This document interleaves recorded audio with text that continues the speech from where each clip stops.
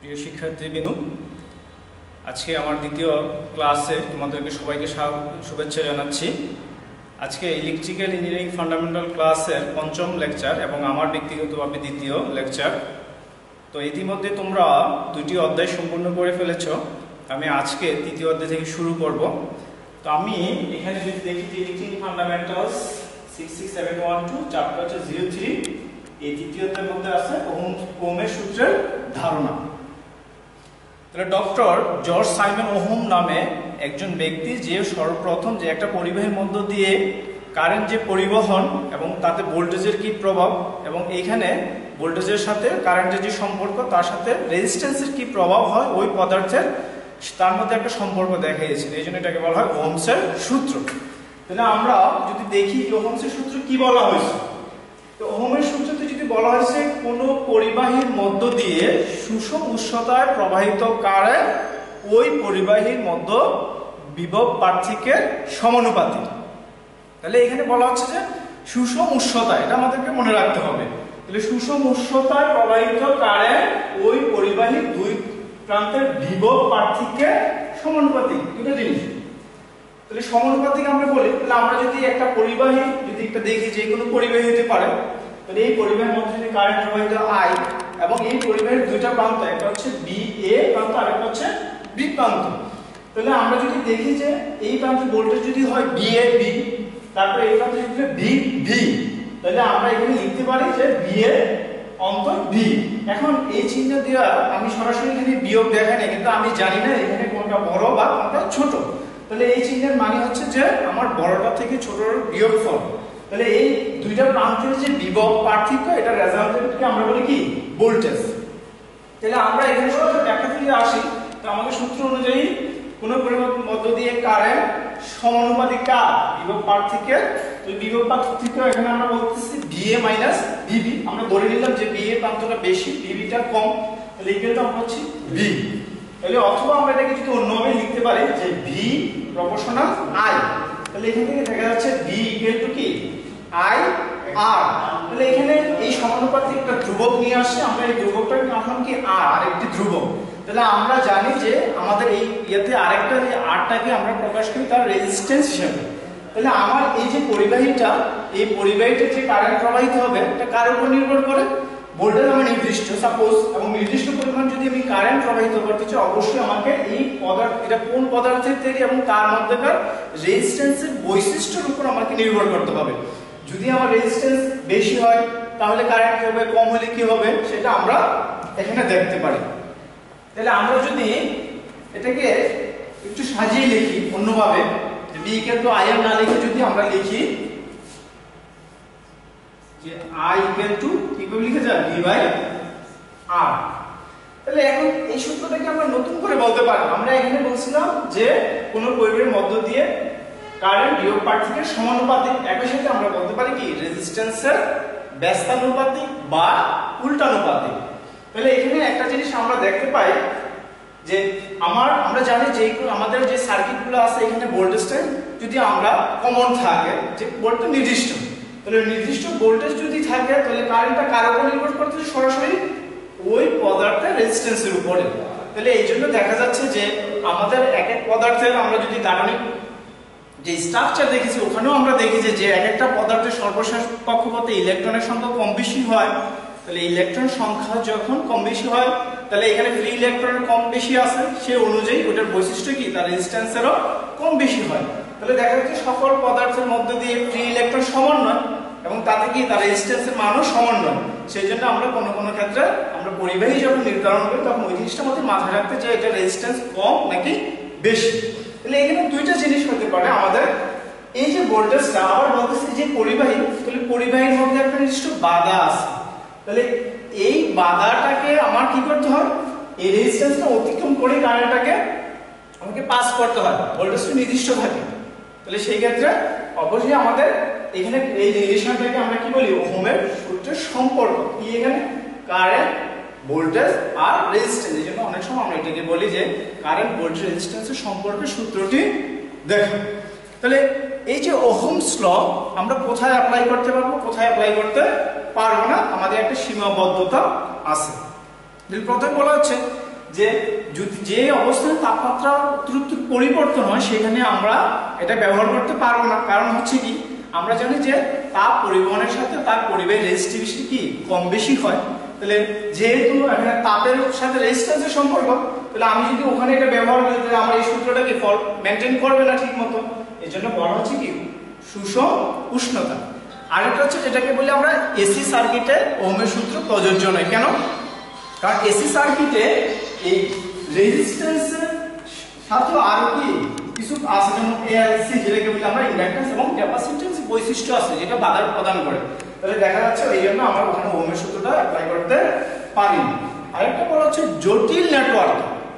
তো জটিল নেটওয়ার্ক যেখানে দেখা যাচ্ছে রেজিস্ট্যান্সে ইন্ডাক্টর আছে, সেইখানে কি আমরা এটাকে ব্যবহার করতে পারবো না। আরেকটা হচ্ছে যেই সব সার্কিটের কারেন্ট ফ্লো সরল রৈখিক নয়। তো সরল রৈখিক ব্যাপারটা আমি তোমাদেরকে একটু যদি গ্রাফে দেখাই, সাপোজ মনে করো এটা হচ্ছে আমাদের ভোল্টেজ, এটা হচ্ছে আমাদের কারেন্ট। তাহলে আমরা যখন কোনো কিছুকে সমানুপাতিক বলি, তাহলে সমানুপাতিক মিন কি, যে এটা সবসময় কি একটা মেনটেন করে। সাপোজ এখানে 5 হলো এখানে 2 এম্পিয়ার, এখানে 10 হলো এখানে 4, তাহলে এখানে যদি 15 হয় এখানে 6, তাহলে ঠিক সবসময় একটা মেনটেন করে চলতেছে। এক সবসময় এই বিন্দুগুলো যদি দেখি আমরা তাহলে অনুপাতগুলো কি সমান হয়। কিন্তু আমাদের যদি এই যে গ্রাফ যদি এরকম হয় কোনো গ্রাফ, সাপোজ মনে করো এটা ভোল্টেজ, এটা হচ্ছে কারেন্ট, একটা গ্রাফ এরকম হলো, এটা কিন্তু আমরা সমানুপাতিক বলতে পারি না, কারণ সমান হলে এটা পরিবর্তন হয় না। এই জন্য বলা হচ্ছে সাপোজ কিছু আছে ডায়োড, ইলেকট্রনিক্সের ক্ষেত্রে ট্রানজিস্টর, ওই যে পদার্থগুলো আছে বা ওই ডিভাইসগুলো আছে, ওই ডিভাইসগুলোর মধ্যে কি এই কার্ভটা সরল রৈখিক থাকে না। এজন্য আমরা বলি যে অবশ্যই আমার কি থাকতে হবে, সরল রৈখিক থাকতে হবে। আরেকটা বলছে যে যে অবস্থায় পরিবাহী রোধ পরিবর্তন হয়, কিছু কিছু ম্যাটেরিয়ালস আছে যেগুলোর কি অবস্থান অনুযায়ী রেজিস্ট্যান্সের পরিবর্তন হবে, ওইসব ক্ষেত্রে এই সূত্রটা কি হবে না, প্রযোজ্য হবে না। তাহলে আমরা এই ওহমের সূত্র কোথায় ব্যবহার করতে পারি? আমরা ব্যবহার যেগুলো ডিসি সার্কিটে কারেন্ট পরিবহন পরিমাপ করার জন্য ডিসি সার্কিটে আমরা এটাকে ব্যবহার করতে পারি। আর যে সকল বর্তমানে কারেন্টের হিসাবে কি রৈখিক থাকে আমরা ওই সেক্টরগুলোতে এটা ব্যবহার করতে পারি।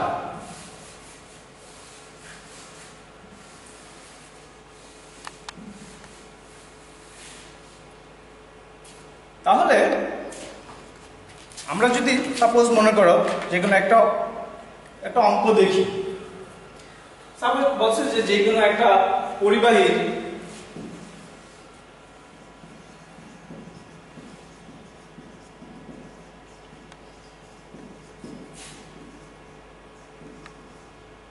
রোধ সমান দেওয়া আছে, সাপোজ মনে করো R =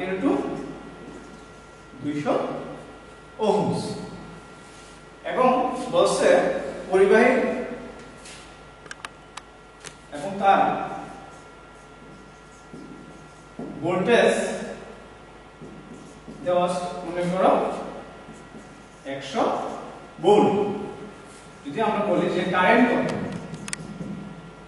কারেন্ট I সমান কত, তাহলে এখানে দেওয়া আছে কি আমরা জানি কি, যদি আমরা লিখি যে আমরা জানি I = কি V/R,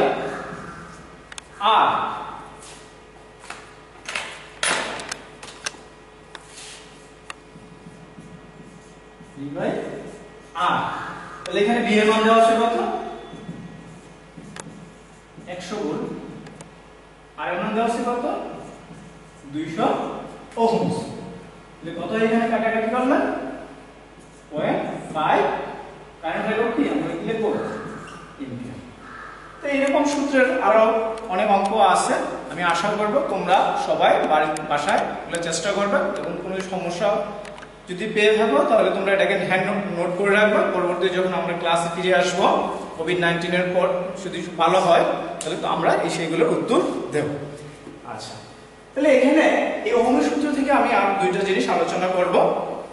সেটা হচ্ছে যে আমরা দেখি এই যে রেজিস্ট্যান্সের বৈশিষ্ট্যের জন্য এই রেজিস্ট্যান্সের উপর নির্ভর করে আমাদের কোনো কিছু কি হিট প্রডিউস হয়।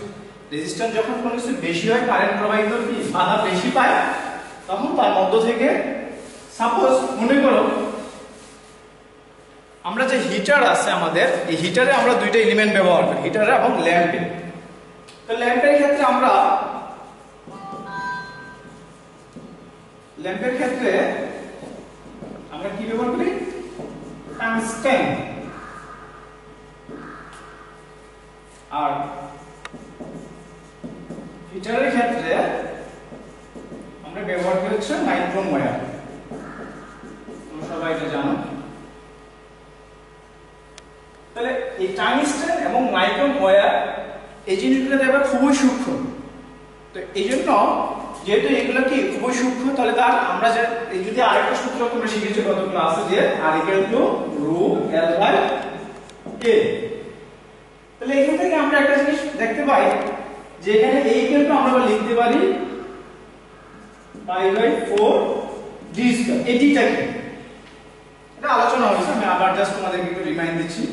এটা মনে করো আমার কি ওয়্যারটা, তাহলে এই যে অংশটা এটাকে আমরা কি বলি? d, diameter. এবং এটাকে যখন আমরা দুই ভাগ করি তখন কি পেয়ে যাই? তার ব্যাসার্ধ। তাহলে এখানে দেখা যাচ্ছে A = আমরা লিখতে পারি কি πr²। তাহলে এইটার মান যত বেশি, অবশ্যই এটার মান কত বেশি?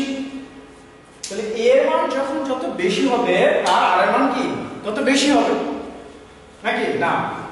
A এর মান যত বেশি হবে তার R এর মান তত কম হবে। তাহলে আমরা A এর মান কম বেশি বলতে কি বুঝি? A এর মান বেশি মানে হচ্ছে এটা কি তারটা কি বেশি মোটা, আর A এর মান কম বলতে আমরা বুঝি তারটা চিকন। তাহলে দেখা যাচ্ছে যে আমাদের পার যত চিকন হবে আমাদের রেজিস্ট্যান্সের মানটা কি তত বেশি হবে। তাহলে এই জন্য, এবং আমরা যখন একটা অংশে সাপোজ মনে করো এখানে যদি কোনো কারণে ফ্রি ইলেকট্রন চলতে পারে তাহলে এখানে ফ্রি চলে যাবে, কিন্তু দেখা যাচ্ছে এখানে যদি কোনো কারণে বাধাটা বেশি হয়, আর মানটা বেশি হয়, তাহলে ইলেকট্রন কি গ্যাদারিং বেড়ে যাবে। এখানে গ্যাদারিং বেড়ে হলে কি হবে? এখানে একটা প্রেসার পড়বে। সেই প্রেসারের ক্ষেত্রে দেখা যাচ্ছে কি যে এই তারটা খুব উজ্জ্বল হয়ে যাচ্ছে, যেটা আমরা টাংস্টেনের বিভিন্ন লাইটের আলো হিসেবে পেয়ে থাকি। আর নাইট্রোমের ক্ষেত্রে এই তারটা কি হিটার হিসেবে ব্যবহার করি, যে এখানে যখন অনেক প্রেসার অনেক হিটের প্রডিউস, আমাদের দরকার তো হিটটা, তাহলে আমরা সেখান থেকে এই হিটটা পেয়ে থাকি। তাহলে তোমাদের আজকে যে ওহমের সূত্র, এখান থেকে আমরা কটা শিখলাম? ওহমের সূত্র কি, এবং ওহমের সূত্র কারেন্ট, ভোল্টেজ এবং রেজিস্ট্যান্সের সাথে কি সম্পর্ক, এবং আমরা একটা অঙ্ক করলাম, এবং আরেক দুইটা জিনিস হচ্ছে যে টাংস্টেন ও নাইট্রোম কেন হিটার এবং আমরা লাইটে ব্যবহার করি সেটা আমরা জানতে পারলাম। তো শিক্ষার্থীবৃন্দ, তোমাদেরকে যতটুকু পড়ানো হয়েছে এবং তোমাদের যেই ম্যাথমেটিক্যাল টার্মগুলো আছে, আমি আশা করব তোমরা এগুলো নিজের চেষ্টা করবে। এবং আবারও বলছি, যে কোনো সমস্যা পড়ে থাকো এগুলো লিখে রাখবা, যখনই আমরা আবার ক্লাসে ফিরে আসবো অবশ্যই আমরা এগুলো কি প্রত্যেকটা সমাধান দিব ইনশাআল্লাহ।